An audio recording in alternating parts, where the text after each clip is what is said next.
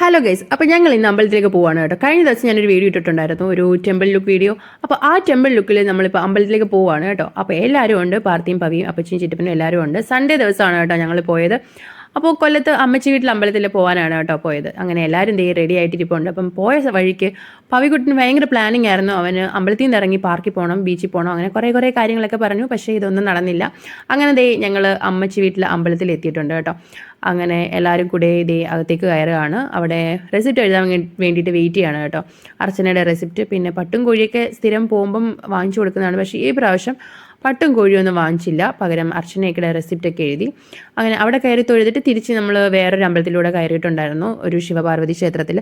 അവിടെയും കയറി തൊഴുതിട്ട് ഇറങ്ങിയപ്പോഴത്തേക്കും വിശപ്പിൻ്റെ വിളിയൊക്കെ വന്ന് അവിടെ ആൾക്കാർ ഓടാൻ തുടങ്ങിയിട്ടുണ്ട്.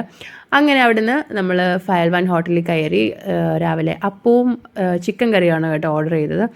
അപ്പോൾ അതൊക്കെ കഴിച്ചിട്ട് തിരിച്ച് വീട്ടിലേക്ക് പോയി കേട്ടോ.